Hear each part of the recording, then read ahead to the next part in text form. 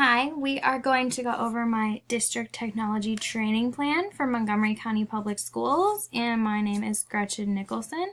So today on the schedule, we are going to go over the purpose, the needs analysis and challenges, the standards, the professional development plan, a 5-day workshop, the budget, benefits and the persuasion, and the conclusion. So first, the purpose. So this plan brings to light the specific challenges and needs in the area of technology that teachers at a specific elementary school have. So the goals that I'm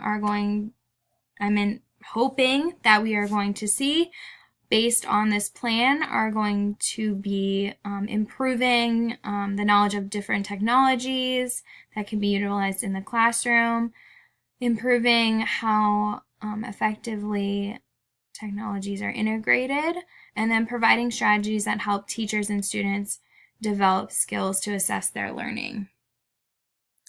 Different impacts that we can see on student learning when this plan is implemented are supplementary teaching aids, so reinforcing and extending the content and having interactive presentation tools. It motivates students to learn, so students can take control of what they're learning and encourage the different types of learning and interactively keeping it hands-on for students.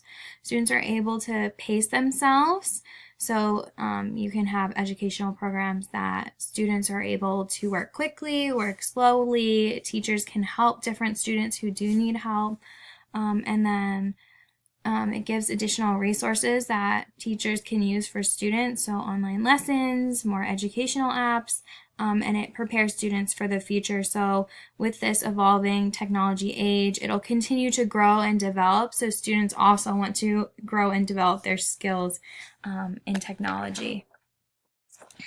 So this plan was based off of a survey that was given to 25 professionals at an Oakland Terrace Elementary School, which is in Montgomery County Public Schools. So overall, as you can see, based on this survey, it looks like 40% of teachers are not able to use technology, while 10 teachers also felt as though they are not effectively using it.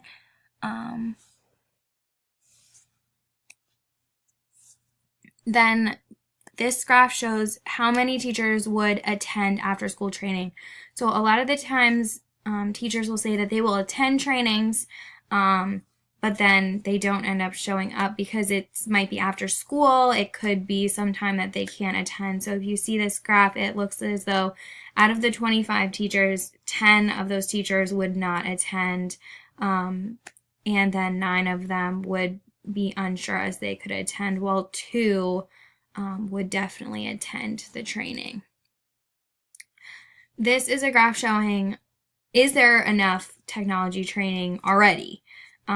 So as you can see, there is a big portion of teachers who believe, no, there is not enough. And then based on those graphs, you can see these 6 different challenges. There's a lack of technology training, a lack of in-house training, lack of time, integration, education and access to technology, and then a lack of typing practice. So based on the different challenges, I created a plan that aligns with the International Society for Technology and Education Standards for educators. So as you can see, the link is below for you to click, but these different things will be seen in the plan. So you'll see the learner standard. You'll see multiple different designer standards, a facilitator standard, and then 2 different analysis standards. So based on these different standards, I created programs. They are going to be programs in the beginner stages, the proficient stages, and then they're available to all educators. So the beginner programs, they're courses that can be face-to-face or online. They can be available to any teacher, professional, or administrator, and then they align with multiple standards, as you can see on the bottom. There's also proficient or intermediate programs where they also can be face-to-face. They're for multiple different people in a school building, and then they align with these different standards at the bottom. And then these programs are all educators, so everyone is available to do them, including prep, PEP, and pre-K teachers. These ones are only available online, but they are also meeting different standards. So this is going to be one of the 5-day workshops. So as you can see, there's a timeline starting from day 1 to day 5. So if you look, it kind of builds on top of each other. These are all of the goals that you'll see through the different workshop day. This is only looking at one of the different courses. This is a closer look at using ActivInspire on a Promethean board in an elementary school classroom. So this is going to be a proficient course. So based on that course that I just showed you, it requires a budget plan. So this is going to be what the budget plan is going to look like. You're going to need an instructor. You're going to need participants. Chromebook usage. Luckily, a lot of schools do have Chromebooks available, and then participant pages of how to use these different things. It's nice that printers are available to use already. So overall, the total cost of this specific 5-day workshop is going to be $6,800. And as you can see, looking back at this chart, it's really just going to be for the instructor and the participants. So that's a really great benefit. So some more benefits of this program is these courses are going to be great for these teachers. It's going to utilize different technologies such as ActivInspire and Google Classroom.